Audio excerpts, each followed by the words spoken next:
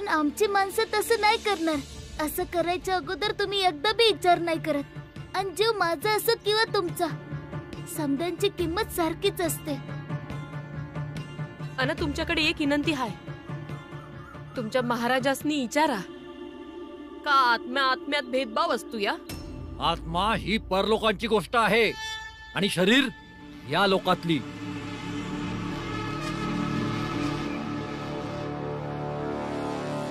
अजून एक गोष्ट, म्या इथं माझ्या आईचं दागिनं घ्यायला आलोय आणि म्या घेऊनच जाणार. ते तर म्या तुला नाही देणार. माझं दागिने मला द्या, नाहीतर आम्ही नाही जाणार.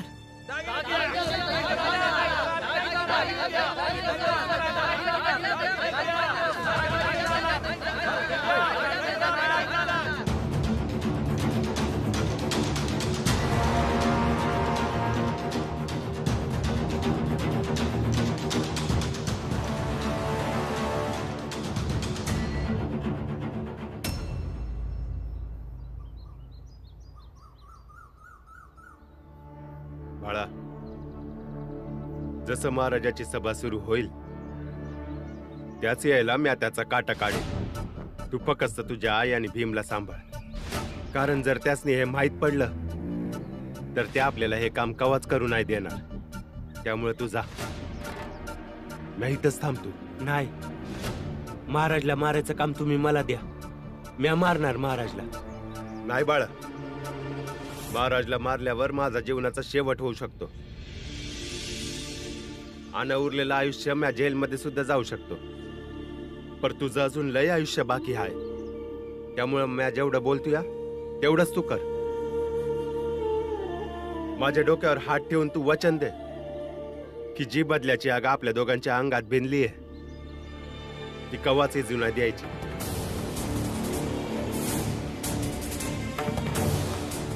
म्या वचन देतो की ही बदल्याची आग म्या कवाच जुनाय देणार.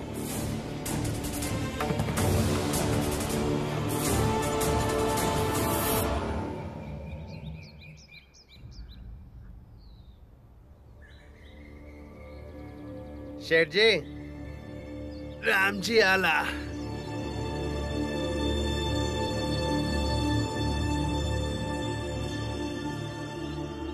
नमस्कार शेठजी. काय झालं? तू परत आलास? काय विचार करून आलास? काल इतकं सगळं बोलूनही तुझी नोकरी वाचली असेल.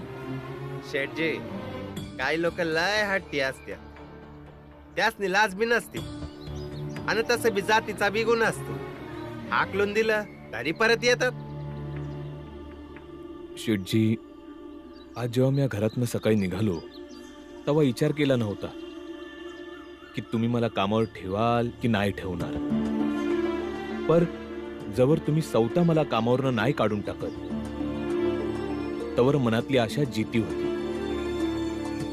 अनम, आशेवरच समजा आहे ना. फौजीमध्ये काम करून झालोय, त्यामुळे समजा माहित आहे जिंकण्यापेक्षा जास्त शेवटपर्यंत लढत राहणं गरजेचं आहे. ठीक आहे, ठीक आहे. ते भांडे आणि पाणी वगैरे आतमध्ये घेऊन जा. वय, आणि आजपासून तेच धू, कारण उद्यापासून जर तुझे घरचे लोक आलेत किंवा तुझा मुलगा आला तर तुला लपवावं लागणार नाही. नाही शेठजी, त्याची आता काही गरज नाही लागणार. माझा पोरगा लय हुशार आहे. तो स्वतः समजून गेला की मी इथं काय काम करतोय आणि मला सांगत होता की बाबा तुम्ही खोटं नको बोलत जाऊ, कारण म्या हे समज तुमच्याकडून शिकतोय. मला खोटं नाही शिकायचं आहे. आता तुम्ही जर मला या अंगणाच्या बाहेर रस्त्याच्या कड्याला तुम्ही जर भांडी धुवायला सांगितली तर ते बी मी करीन.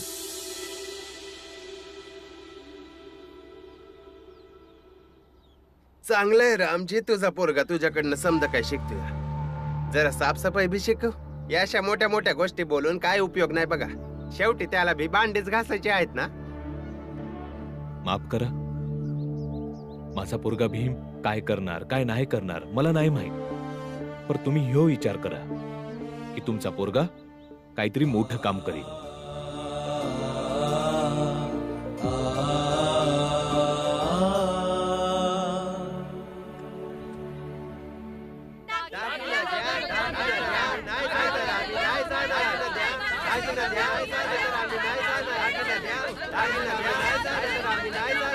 अहो ऐका ना, या लोकांनी तर लयच गोंधळ घातलाय. या लोकांचा काय बी भरवसा नाही, केव्हा काय करतील. अशात तुम्ही अजिबात बाहेर जाऊ नका. तुला काय वाटतं, मी या अस्पृश्य लोकांच्या दंग्याला भिवून घरात बसू काय? अहो अगं काय नाही करू शकत हे लोक. तू इथं आरामात राहा आणि आपलं काम कर. या बाजारात जाऊन येतो.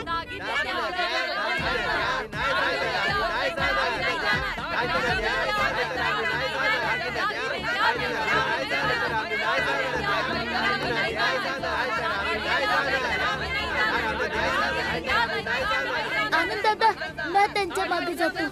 अरे भीमा, अरे तू नका जाऊस. आनंद तू जा ना. पण बाळा दादा, मी जातोय ना आनंद दादा संग. आनंद जातोय ना, आपण इथंच थांबूया. वय इथेच बरं आहे. आनंद तू जा. वय मी जातो. चला. बाळा, चांगलं केलं तू इथं आलास. मला बरं वाटलं. मी तुझा पोरगा हाय ना आई. आणि भीमनं मला समजवलं होतं, म्हणून मला समजलं.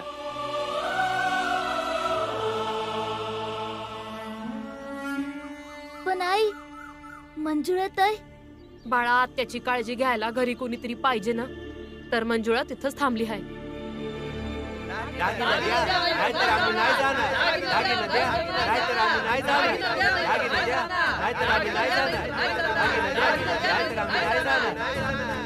मी आज दागिना देऊन टाकते. समजा गोंधळच थांबून जाईल. पण दागिना ठेवलाय कुठं?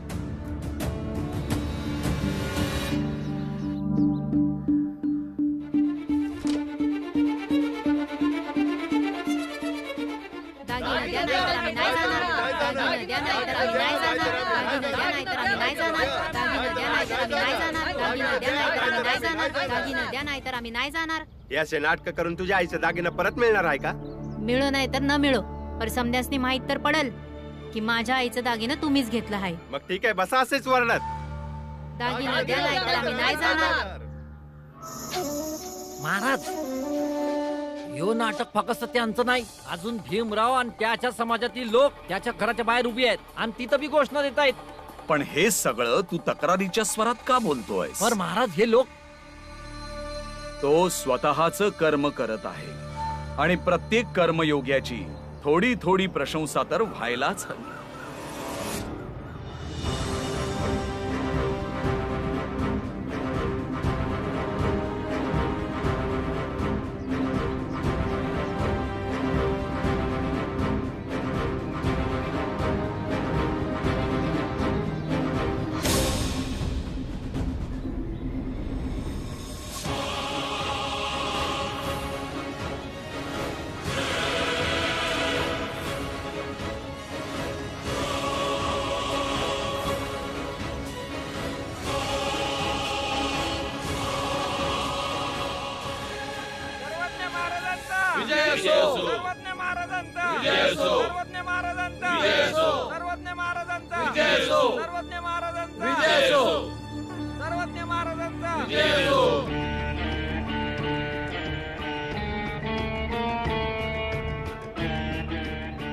मनुष्याला नेहमी आपल्या क्रोधावर ताबा ठेवता आला पाहिजे, कारण क्रोध मनुष्याला सर्वात जास्त नुकसान पोहोचवतो.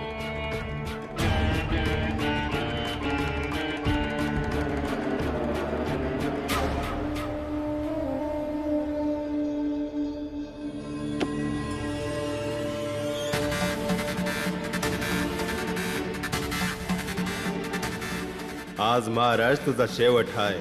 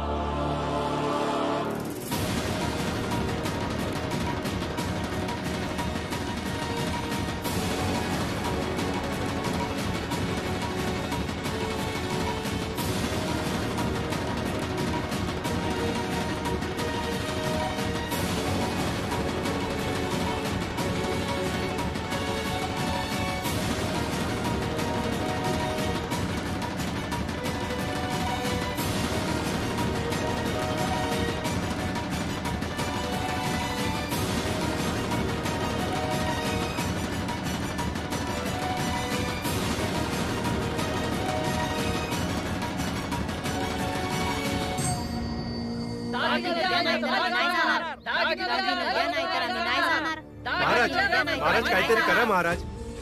महाराज मी जिथे बी जातो ही माणसं माझा पाठलाग करत येत आहेत आणि समजा माणसाने सांगताय की मी याच्या आईचं दागिना घेतलंय. महाराज मला या लोकांनी येड लावलंय बघा. क्रोधाचा त्याग कर. आणि तसंही आपलं आजचं वचन देखील तेच आहे. यांच्या ओरडण्याने स्वतःला त्रास नको करून घेऊस. आणि हे तुला काही इजा तर पोहोचवत नाहीये. आणि आम्ही इजा करणार बी नाही महाराज, कारण आम्ही तुमच्या गत नाही.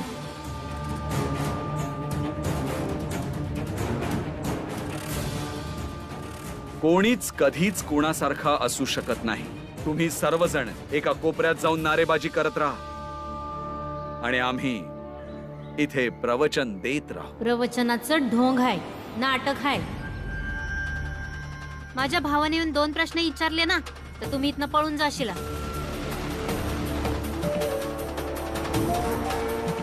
आनंद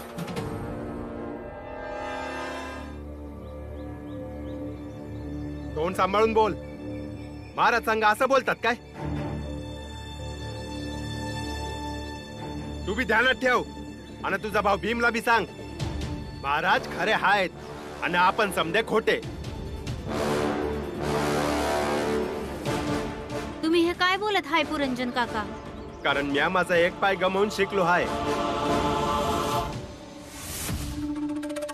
महाराज मी तुमच्या पायाच्या धुळीला माझ्या कपाळाला लावून माझ्याकडनं जाणून बुजून जी बी चूक झाली आहे त्या चुकांसाठी पश्चाताप करायला आलोय. मला तुमच्या चरणी यायचंय महाराज.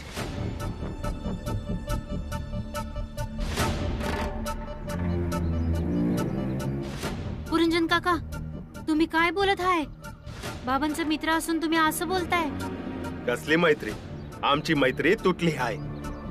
तुम्ही समधी क्रांती करा. मला नाही करायची क्रांती. अतिउत्तम, अतिउत्तम. तू लवकर इथे येऊन माझ्या चरणाची धूळ स्वतःच्या माथी लावून घे.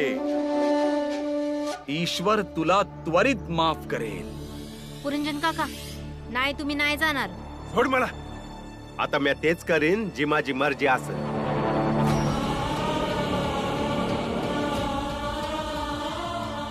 आज मी माझ्या मर्जीच करणार आहे. मारून टाकणार महाराज तुला. आज तुला कुणी बी नाही वाचवू शकणार. अहिंसे बद्दल बोलणारा रामजी आणि भीम बी नाही.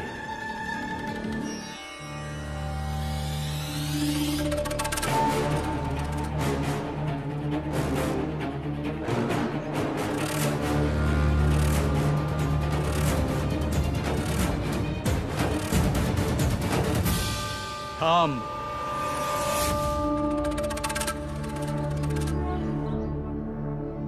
तू फक्त आमचा दोषी किंवा गुन्हेगार नाहीयेस. ईश्वर तुला तेव्हाच माफ करेल जेव्हा त्याने बनवलेल्या लोकांची तू माफी मागशील.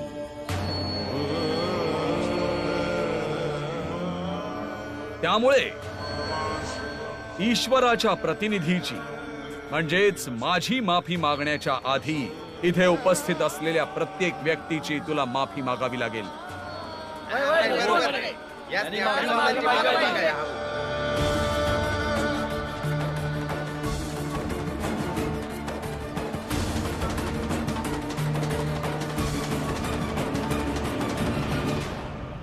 अय लंगड्या,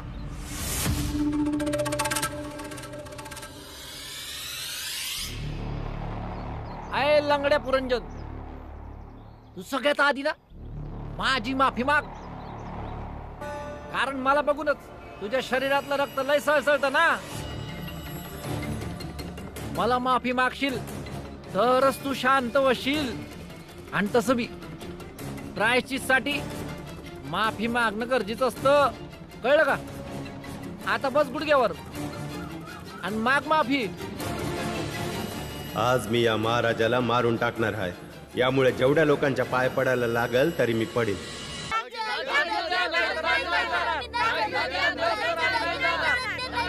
भीम, आई. काय झालं आनंद दादा? भीम, ते पुरंजन काका महाराजांचं पाय पकडून माफी मागण्याच्या गोष्टी करत आहेत. अरे ते तर हाणामारीच्या गोष्टी करत होते आणि आता माफी का मागताय? त्या लोकांनी आपल्या एका माणसाला मारलं ना, आपण त्यांच्या 10 माणसांनी मारायचं. हे काम आपण तोवर करायचं जोवर आपल्या जातीचा प्रत्येक माणूस हे जोवर करत नाही. मी जाऊन बघतो. थांब भीम. थांब भीमा. आनंद तू इथं थांब बाळा संग. मी आणि भीमा जाऊन बघतो. चल. ही समधी तिथं गेल्यावर तिकडे काय बी होऊ शकतं. मला काहीतरी केलं पाहिजे. नाही आई, तू नका जाऊस. तू अरे इथंच थांब. काय करतोयस तू? मी आणि भीम जातोय ना. पुरंजन काका असं कसं करू शकतात? चल भीम.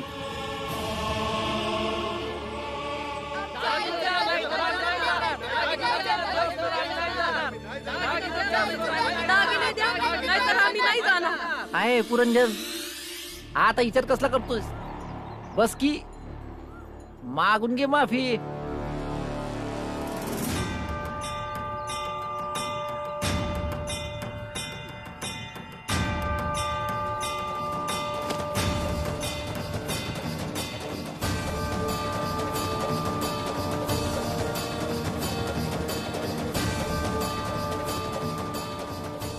मजा नाही आली. भावांनो, तुम्हाला मजा आली का? येस. साष्टांग नमस्कार घाल की. खाली सरळ झोपून.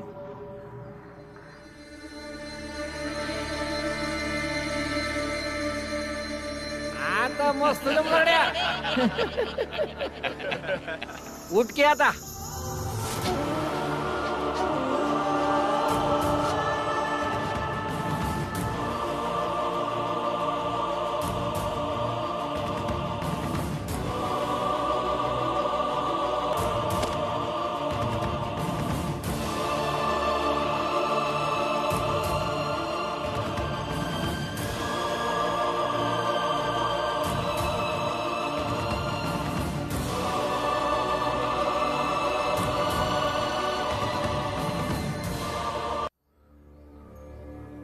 काय झालं बाळा दादा?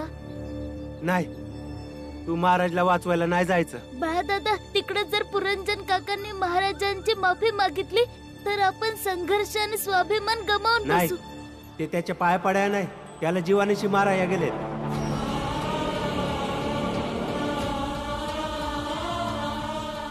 बाळा दादा, हे तू काय बोलतोयस? हे चुकीचं आहे. मी असं नाही होऊ देणार. नाही, आज तेच होणार जे मी आणि पुरंजन काकाने ठरवलं आहे. बाळा दादा, सोड माझा हात. मला जाऊ दे. तू कुठं नाही जायचं. तू चलित ना. तू कुठं नाही जायचं. तू चलित ना. चल. ए थांब. महाराजापर्यंत पोहोचण्याच्या आधी बस आता फक्त एकटा मीच आहे ज्याच्या समोर तुला माफी मागायची आहे. चल, माफी माग.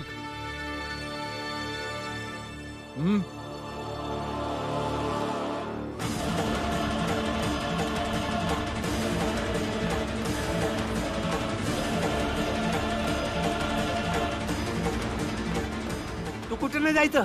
इथंच थांब. चल चल. बाळा दादा, नाही, बाळा दादा, तू कुठं नाही जायचं. बाळा दादा, सोड माझा हात. मला जाऊ दे. नाही. आई,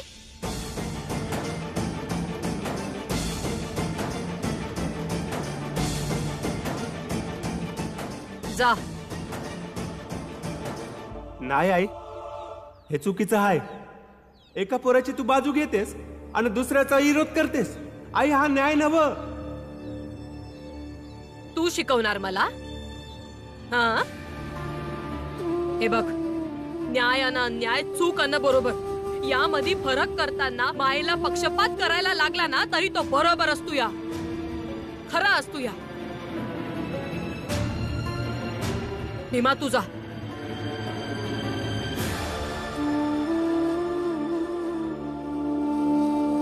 बाळा, सोड त्याला.